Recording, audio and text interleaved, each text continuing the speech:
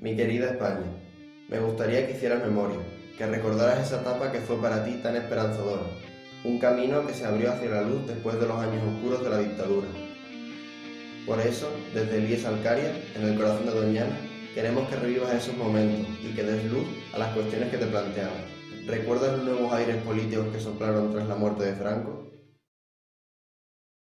Con la Ley de Sucesión de 1947, el general Franco devuelve a España al sistema monárquico en la figura de Juan Carlos I, quien tras ser educado en España accede al trono el 22 de noviembre de 1975.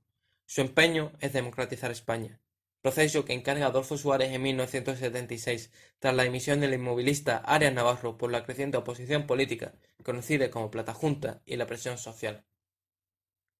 Se hacen realidad en octubre de 1976 los pactos suscritos en la Moncloa por las principales fuerzas políticas y asociaciones empresariales y sindicales para la estabilización política y económica que contenga la inflación.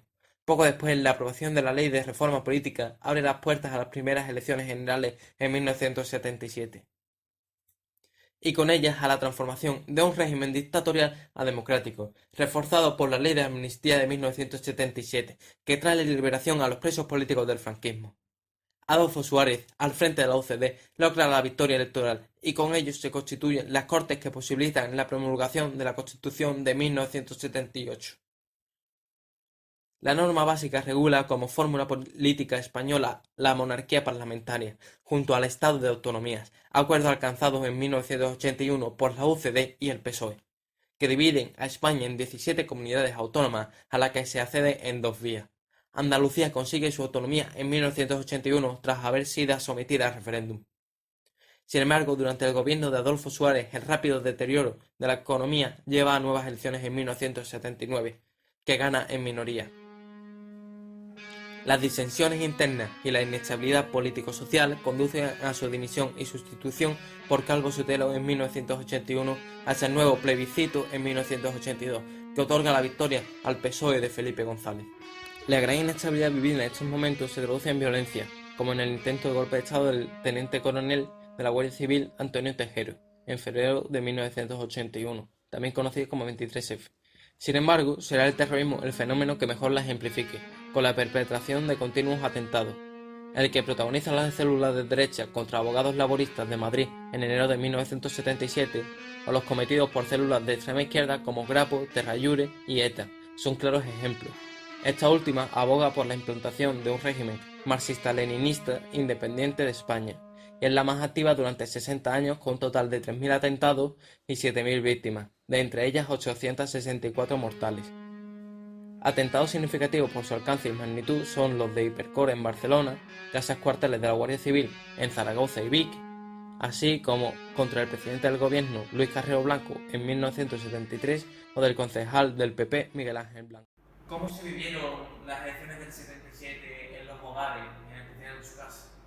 Yo creo que se vivió con mucha ilusión y con cierta cautela, puesto que estábamos en unos momentos, hacía unos 37 o 38 años que había terminado la Guerra Civil, que fue una confrontación entre la izquierda y la derecha, lo que normalmente ha pasado durante los 200 años aquí en España, que siempre ha habido la lucha entre la ultraizquierda y la ultraderecha, y entonces empezó lo que era el centro democrático, y eso se vivió con cierta ilusión. Fue ilusionante, olía a aire nuevo, pero había miedo, había mucho miedo porque estaba muy presente todavía en la pesadilla del régimen anterior. Aún así la gente estaba ilusionada,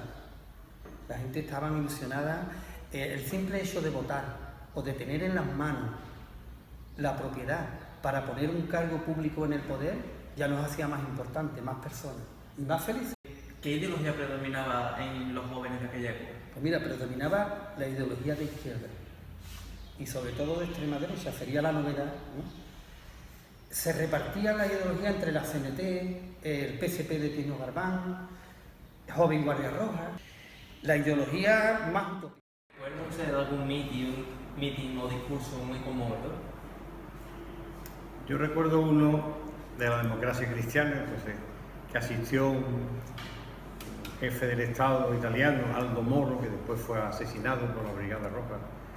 Y entonces, pues, era también la emoción de asistir por vez primera a lo que era un mitin. El que recuerdo mejor, aparte de otro que ya te digo, fue el del 82 en el Prado de San Sebastián, el famoso mitin de Felipe González y Alfonso Guerra, que yo creo que es el que los encumbró a los dos y que los llevó a la Moncloa, vamos, como presidente y vicepresidente de gobierno. Aquello fue espectacular. El primer presidente de la democracia, de nuestra democracia, fue Adolfo Suárez. ¿Qué opinión tenía usted de ese hombre? Tuvo que lidiar con los generales más poderosos, ¿sabes? Del franquismo, ¿no? Aún así no se le reconoció a Suárez su labor, pero fue el gran defensor de la democracia, luchó muchísimo y fue infatigable en ese sentido.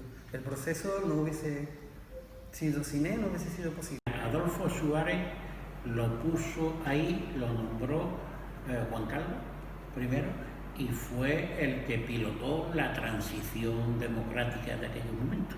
Fue una de las figuras decisivas para la transición, aparte de la más decisiva, que a mi entender fue el rey Juan Carlos.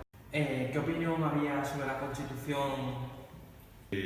La Constitución fue también un poco el resultado de lo que hemos hablado de los pactos de la Moncloa, fue el resultado de la política de consenso. Entonces, en ese ponernos de acuerdo, la Constitución, que es una construcción legal muy sólida, pero también tiene sus pequeños puntos oscuros.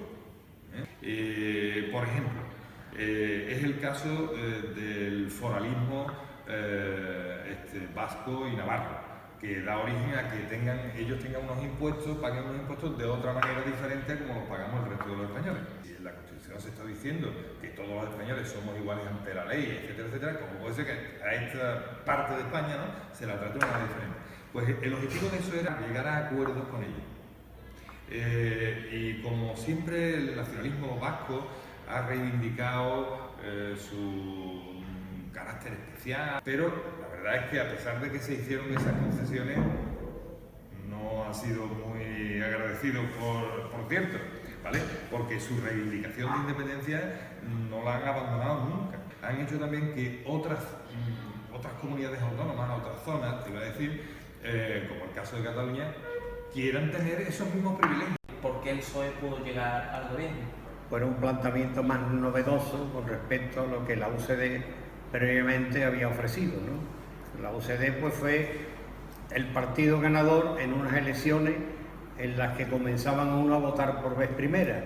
Era un voto moderado, podríamos decir, y el primer PSOE, el PSOE de aquella época, el PSOE de Felipe González, pues fue un PSOE que se apartó de lo que había sido el PSOE de la Segunda República, que en el año 34 se había alzado contra el régimen democrático de aquella época. ¿Es consciente de lo que era ETA? ETA comienza su andadura en los años 50, cuando un grupo de estudiantes de la Universidad Vasca, que eran militantes del Partido Nacionalista Vasco, este grupo de estudiantes que se autodenominaron EKIN, que significa en vasco hacer, pues se segregan, se separan del Partido Nacionalista Vasco y comienzan una actividad política bajo el nombre de Euskadi ta Askatasuna, que significa País Vasco y Libertad, que da nombre a ETA, con las tres iniciales.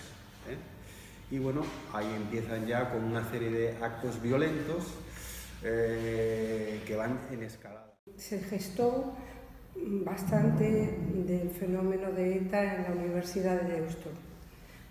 Yo estaba en la Facultad de Sociología y al lado mío estaba en la Facultad de Euskera y siempre teníamos información de cómo había simpatizantes. También había simpatizantes que iban a excursiones al monte, que sabíamos que había gente que estaba interesada por formar ese grupo de simpatizantes de ETA para formar ETA.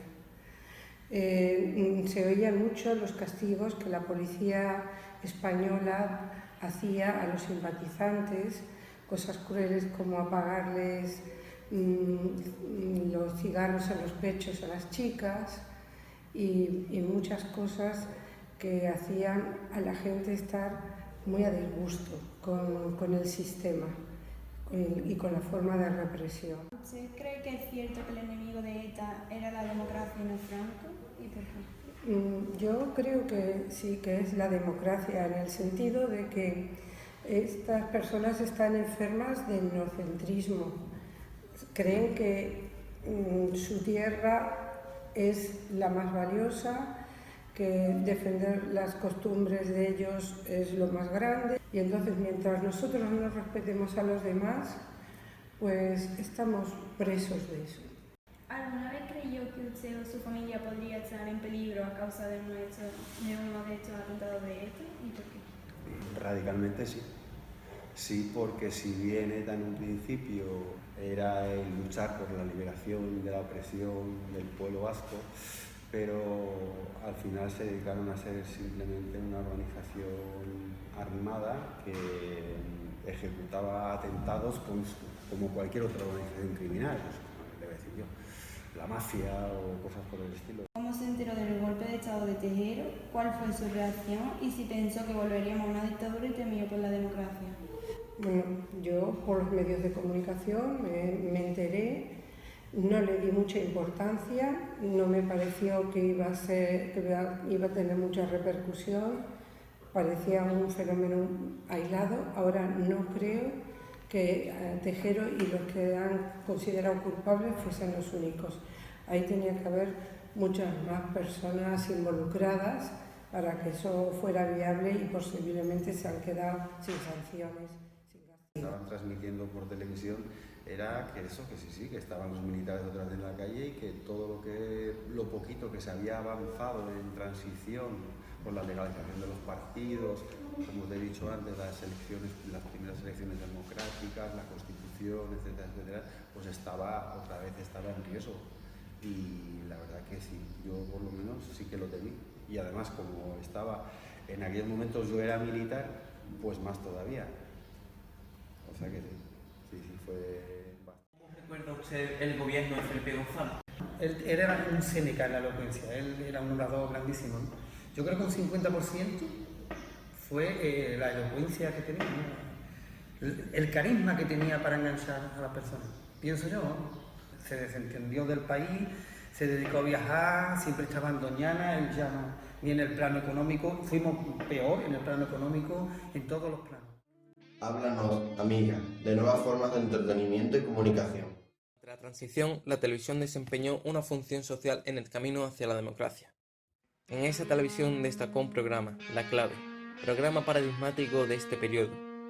Una parte era una película, y la otra un debate que posibilitaba que en la televisión se sentaran a hablar gente de ideologías políticas muy diferentes.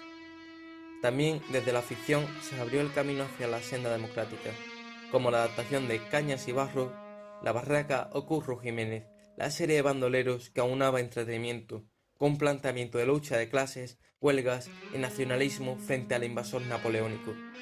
Realizadores como Antonio Mercero, de Verano Azul, Ibáñez Serrador, que superaban los 20 millones de espectadores con 1, 2, 3, supieron hacer programas que enganchaban a la gente y que estaban al servicio de los valores democráticos. Incluso espacios infantiles como La Bola de Cristal contribuyeron a desarrollar entre las nuevas generaciones el germen de la libertad. Programas musicales como Aplauso trajeron nuevos aires y sensibilidades. En suma, en aquellos años convulsos la televisión fue un instrumento a favor del cambio, al igual que la radio, la prensa, las revistas satíricas o la literatura. ¿Cuál era el programa de televisión favorito de sus padres? De mis padres, en aquella época, pues, el típico 1, 2, 3, respondo otra vez. ¿Y sus padres leían? No leía, mi madre no sabía leer, mi padre leía poco, y lo que leía eran novelas del oeste, unas novelas que se llamaban Estefanía. ¿Y a partir de su adolescencia frecuentaba el cine? Sí, a mí el cine siempre me ha gustado. Es la época en que nacieron los cineclubs, eran locales que la gente joven alquilaba y buscaba una cámara de proyección y ponían películas que estaban entonces en Europa de moda, películas de autor, y ahí es donde empezamos a aficionarnos al cine. ¿Qué edad tenía usted cuando murió Franco? 10 años. 10. ¿Y cuál era su programa favorito? Los chiripites flauticos, un globo, 2 globos, 3 globos, la casa del reloj, el circo de televisión. Recuerdo La cabina, que es una película que causó un impacto tremendo en la gente de mi generación. Era un corto que duraba unos 30 minutos, que reflejaba una situación absurda, existencial, una persona que quedaba encerrada en una cabina y que no podía comunicarse con el exterior. Y esa película refleja el sentimiento de asfixia, de opresión, de vivir en un mundo incomprensible, absurdo, que te domina, y la necesidad de aire, de libertad, de acabar con aquella situación que en aquel momento era anacrónica y sin sentido. ¿Crees que la oferta literaria y periodista se amplió? Sí, por fortuna se amplió exponencialmente. Antes éramos limitados a lo que teníamos acceso. ¿Sabría decirme algún libro muy leído durante los últimos momentos del franquismo? Hay un libro que causó cierto impacto, que era Con flores a María, de Alfonso Grosso, que hablaba sobre el rocío y lo hacía con una mirada bastante crítica. Este libro causó cierto escándalo. Incluso posteriormente se hizo un documental que fue prohibido. España, ¿qué hay a propósito del arte? Al final del régimen franquista, la Ley de Bases 89/1962 del 24 de diciembre sobre el patrimonio del Estado deja fuera del concepto de arte a toda manifestación alejada de las 5 bellas artes tradicionales. Los artistas fuera de los cánones impuestos son considerados legalmente vagos o rufianes, artículos 1 y 2, página 3, y por tanto susceptibles de pena imputable. Al inicio de la transición, con la derogación parcial del sistema legal franquista, se crea un vacío propicio para nuevas expresiones artísticas en un marco de total libertad. Es la época llamada del Destape, y algo después de la Movida, con una explosión artística en España a todos los niveles. Dentro de todas las artes, la música es sin duda el mejor espejo del cambio. La banda sonora de la transición es quizás lo que más ha calado en el sentir del pueblo. Canciones como Libertad sin ira, Al alba o A quién le importa señalan un horizonte a la vez crítico, rupturista y esperanzado. A ellos se une la llegada a España de oleadas de música extranjera, como el blues o el rock, que son importados y empujan a los artistas españoles a fusionar la música tradicional española, como el flamenco, con las nuevas corrientes musicales, como ocurre con el grupo sevillano Triana. ¿Ha cambiado la mentalidad respecto a lo que se consideraba arte? Realmente el arte no era una preocupación en una España con tantos problemas. El arte tenía una deriva más bien musical que otra cosa. Entonces, ahí sí, hay toda una banda sonora de la transición, en la que puedes incluir desde los cantautores, tipo Serrat, o Aute, o cualquier otro, hasta esa música emergente del rock andaluz, por ejemplo, el caso de Triana o Medina Zahara. ¿Te hubiera gustado dedicarte a la música? ¿Le expresó este deseo a sus cercanos? Pues sí me hubiera gustado. Lo que pasa es que la verdad no es fácil. Y dedicarte a la música y salir adelante porque es duro. Expresárselo a los míos, pues no se lo expresé porque yo sabía que iba a ser una chalaura. Lo primero que me va a decir mi padre es: tú estás loco perdido. Sí, hombre, que va a pasar más hambre que un maestro escuela. ¿Tenía un grupo de música? Bueno, de jovencito hicimos un grupo de música. ¿Y por qué tocaba ese estilo de música?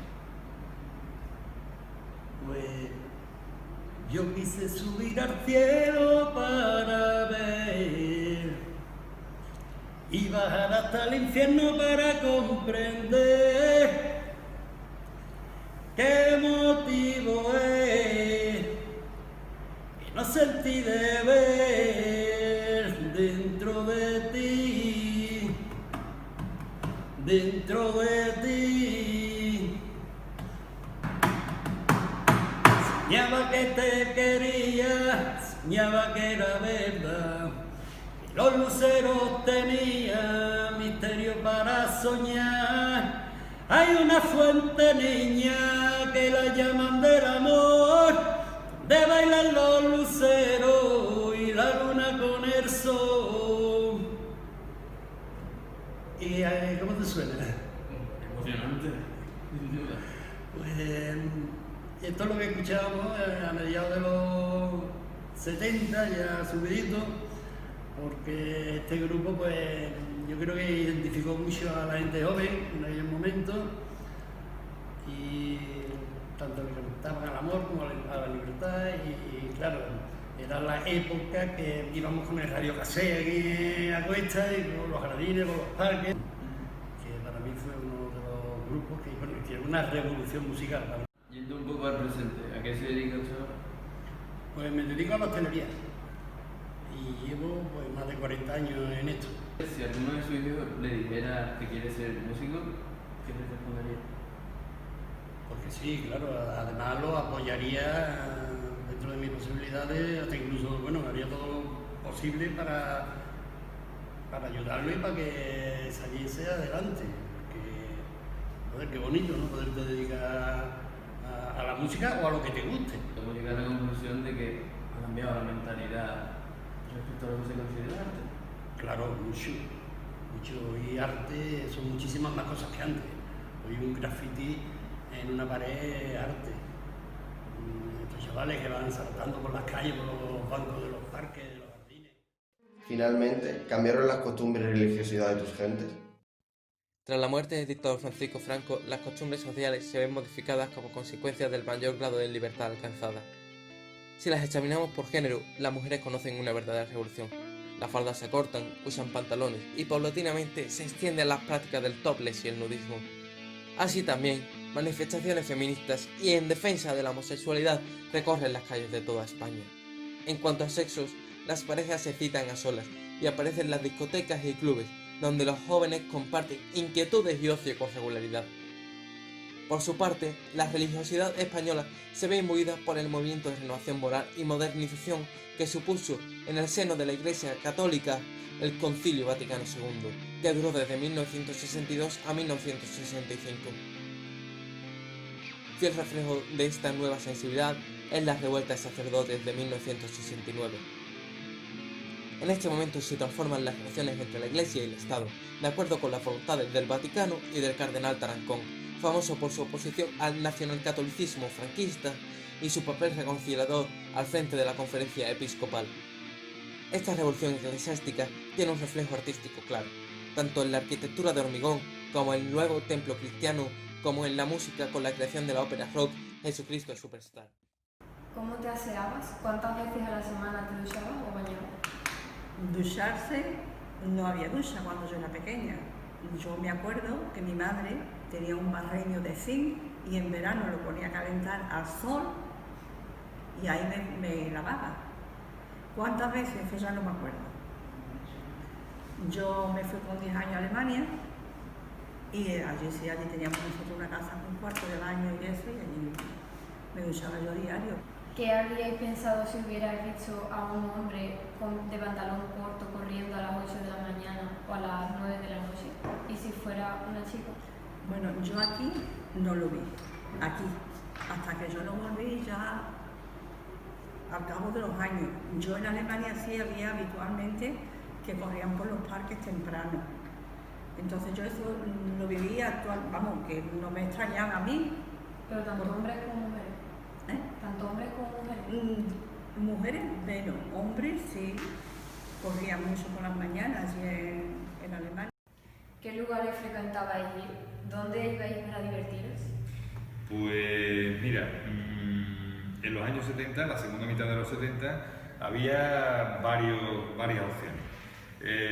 La más común era que los chavales alquiláramos unos locales y ahí poníamos nuestra música. Otra opción que era bastante común, que eran los pubs, no sé si les seguí llamando así, que eran como bares, pero para gente así un poco más joven. Normalmente no se bailaba, porque porque no era lo suyo. Allí ibas a tomarte una cerveza o una copa o tal, reunirte con los amigos y las amigas y tal, charlar de lo que fuera, de fútbol, de cine o de política sobre todo también, se hablaba mucho de política ahí. Esos eran los dos lugares básicos. En los pueblos, aquí en La Puebla, en Coria y en nuestra zona, discotecas empezaron después. Se organizaban fiestas, pero discotecas no había. Como ya te he dicho, aquí no había otra cosa en Puebla, que era eso, la calle larga, era el paseo y el parque y el La Pompa, que es donde nos juntábamos así más o menos las parejas y tomábamos una cervecita y eso es lo que había. En Coria sí había discoteca, pero yo en una discoteca no entraba en mi vida. ¿Cuándo vi por primera vez a una chica en bikini y en vaqueros uniformes? El año 50. Con el bikini, con bikini de 2 piezas. Sí, de 2 piezas. De 2 piezas. No sé, fue cuando ese famoso eslogan que había de que las libertades de Fraga eran las tías en Braga. Eso se impuso cuando se abrió un poco la mano en la información y entonces ya en las películas se vieron las primeras señoras en bikini y en las playas también se vieron las primeras chicas en bikini. ¿Cuándo vi por primera vez a una chica en topless? Pues mira, en Torles la primera vez que la vi fue en Matalascañas. Allí algunas personas, algunas chicas que tal, y chicos también, que se desnudaban igual, tomaron aquello como playa nudista. Y allí nos íbamos nosotros, con 14 o 15 años, a disfrutar de las vistas del paisaje, ¿no? O sea que esto. Y luego, es que claro, ahora nos parece normal y es una cosa como absurda, ¿no? Pero en aquella época te aseguro que no lo era. Y es más, mira, te voy a contar una anécdota curiosa, y es que organizamos un viaje entre varios amigos, nos fuimos a Ibiza porque nos enteramos que había allí una playa nudista, y nos fuimos a la playa nudista, o sea, nos fuimos allí a quedar. ¿Cree usted que el Concilio Vaticano fue el momento más importante en la tradición española? Aquello fue una especie de soplo del espíritu que impulsó las velas de una iglesia que estaba avanzando demasiado despacito, entonces le dio un cierto impulso. En lo que se notó más que nada fue en el uso de las lenguas vulgares en los ritos sacramentales, sobre todo en la misa. Mayor atención a todos los problemas que se planteaban en el mundo, en especial los problemas más acuciantes, como fue el problema del hambre, los problemas de la violencia, de las guerras, los problemas de la paz, hasta de la ecología y todo. Se habla en el Concilio Vaticano II. Y eso que fue el año 63. ¿Y cómo era su día a día en el seminario? Al principio, en el primer año, todavía no había llegado el Concilio Vaticano II, íbamos a las calles con sotanas. Posteriormente, evolucionados tan deprisa los seminaristas que el último año, me acuerdo yo que en el 67, el pobre rector iba a cada habitación y decía: seminarista, hombre, ya que no vais a la meditación, por lo menos ir a misa. Fíjate cómo en 7 años cambió la cosa en los seminarios. Mi viaje a España, ¿es verdad que has cambiado tanto? Cierto es que tu cambio ha sido grande, y sin embargo, convendrás conmigo que en la bipolarización política y emocional sigue planeando sobre tu piel de toro. Convencidos de que tu mayor triunfo en estos años ha sido acogernos a todos. Pensamos desde tus marismas que una tercera España es posible, pues en tu democracia cabemos todos.